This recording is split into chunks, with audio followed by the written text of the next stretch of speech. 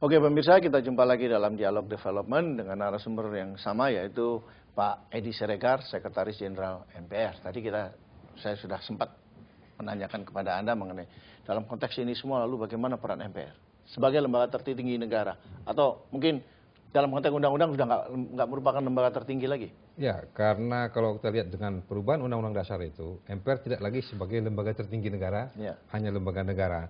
Kita menyebut lembaga negara itu adalah lembaga-lembaga yang dihadirkan oleh Undang-Undang Dasar.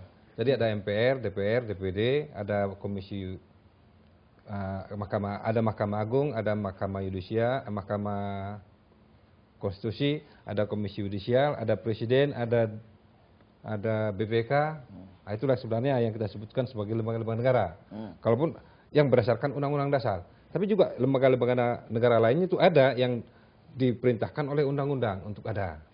Jadi kalau kita lihat peran MPR sekarang, ya MPR itu tugasnya melantik presiden, dan wakil presiden, kemudian memilih presiden dan wakil presiden apabila presiden berhalangan tetap, atau apabila presiden terkena impeach, ya juga impeach itu ada prosesnya dari DPR ke Mahkamah Konstitusi dulu, baru hasilnya diserahkan kepada MPR lagi. Dan di MPR, presiden atau wakil presiden itu diberikan hak untuk bela diri, memberikan pidato, dan bisa saja dia tidak kena impeach. Nah, kemudian sekarang tugas MPR itu bisa terlihat dalam sehari-hari, ya, tugas pimpinan MPR yang ditetapkan dalam Undang-Undang tentang Majelis Permusyawaratan Rakyat, DPR, DPRD, DPD, dan DPRD, yaitu mengoordinasikan anggota MPR melaksanakan, memasyarakatkan Undang-Undang Dasar.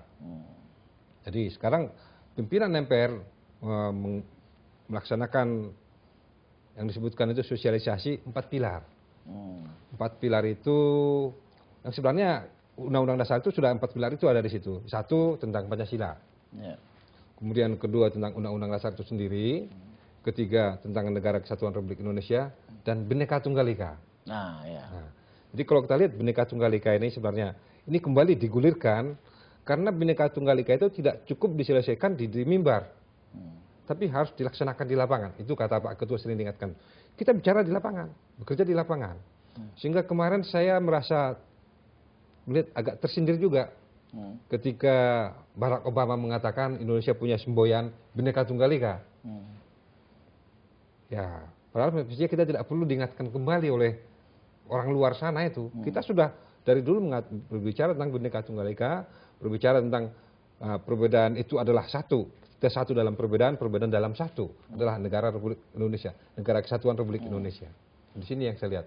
Nah, itu sekarang dilaksanakan oleh pimpinan MPR, melakukan sosialisasi kepada semua kalangan bersama-sama dengan anggota DPR. Ketika anggota MPR DPR atau katakanlah anggota MPR itu reses, mereka melakukan sosialisasi Undang-Undang Dasar atau 4 pilar itu di daerah pemilihannya. Ya, menarik sekali nih kita bicara Bhinneka Tunggal Ika yang diingatkan kembali oleh Barack Obama, ya, karena kalau di kenyataan di lapangan kan seringkali berbeda, ya kan?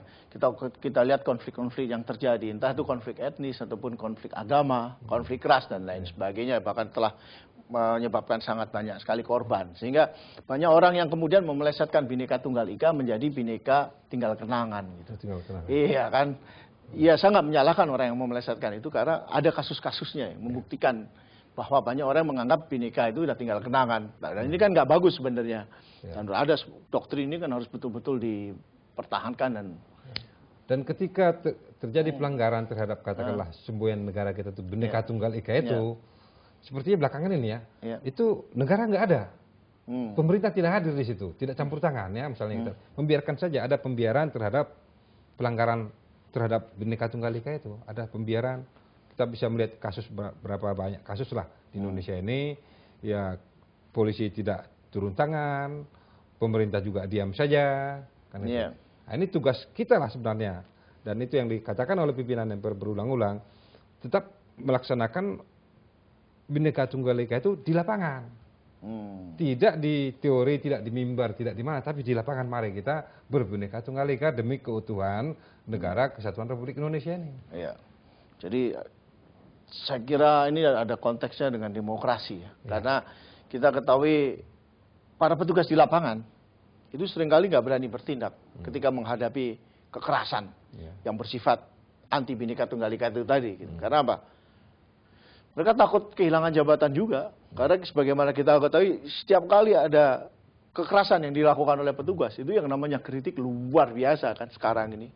Semua orang berbicara, semua orang boleh mengejam dan lain sebagainya. Sehingga sehingga tidak jelas lagi siapa yang menjadi korban, siapa yang mengorbankan. Akibatnya banyak petugas keamanan kita di lapangan lebih suka bertindak pasif. Ini kan bahaya sebenarnya ya. Ya sebenarnya kalau kita lihat itu kan pelanggaran seperti itu adalah pelanggaran terhadap Undang-Undang Dasar. Iya. Dan tugas katakanlah petugas keamanan kita baik Polri maupun TNI yang mereka mengatakan diri sebagai Sabta Margais atau Polri yang itu ya menjunjung tinggi Undang-Undang Dasar itu, mereka harus bela. Jadi selama terjadi pelanggaran terhadap Undang-Undang Dasar itu mungkin dengan cara persuasi tidak bisa, ya harus ada tindakan yang tegas. Jadi kalau didiamkan saja, kita akan mengatakan negara tidak campur tangan, membiarkan ada pembiaran terhadap pelanggaran Bhinneka Tunggal Ika itu. Iya betul, dan ini memang MPR perlu sekali lagi dalam hal ini makin gencar dan mungkin perlu melakukan tekanan politik yang lebih keras gitu agar sekali-sekali kalau memang dibutuhkan kekerasan itu diperlukan untuk menjaga bahwa Indonesia adalah tetap berasaskan Bhinneka Tunggal Ika, bukan Bhinneka Tunggal Kenangan gitu. Ya, dalam konteks kebinekaan inilah kita melihat berapa kali sebenarnya. Juga dalam konteks check and balances itu ada semacam forum antar lembaga negara. Dan itu sudah terjadi mungkin yang ketiga kali. Ini pertama di Bogor, di Istana Negara di Bogor kemarin di gedung MPR itu tanggal 18. Ya. Juga membicarakan masalah keempat pilar ini dalam konteks kehidupan berbangsa dan bernegara yang ditutup dengan pernyataan waktu itu oleh pimpinan MPR dan semua sepakat bahwa apapun yang terjadi di negara ini kita semua bertanggung jawab. Jadi ada memikul bersama apapun yang terjadi itu. Tentu saja dalam konteks kalau semua melaksanakan tugasnya. Gitu. Ya, itu ini saya kira. Jadi masalahnya kan ada pihak-pihak tertentu atau satu atau dua pihak yang merasa wah kalau saya melaksanakan tugas saya bisa kehilangan jabatan. Nah, kan seperti itu kan. Terutama mereka yang bertugas di lapangan gitu. Sehingga akibatnya mereka jadi seperti banji kan. Tampang megarang, senjatanya mantap, tapi nggak berani berbuat apa-apa gitu. Itu mungkin tadi karena situasi ini dari awal kita melihat ada keraguan dari pemerintah untuk bertindak. Selama pemerintah bertindak berdasarkan Undang-Undang Dasar saya kira dan termasuk undang-undang di bawahnya, nggak perlu takut lah. Ya saya sebenarnya setuju dengan itu. Dan kita semua berharap agar ada terjadi kekompakan antar lembaga-lembaga negara ini, Bu, yang bukan persaingan terus-menerus kan. Kalau persaingan terus-menerus kan akhirnya bukan check and balance lagi, tapi menjadi saling menggerogoti, ini kan repot gitu.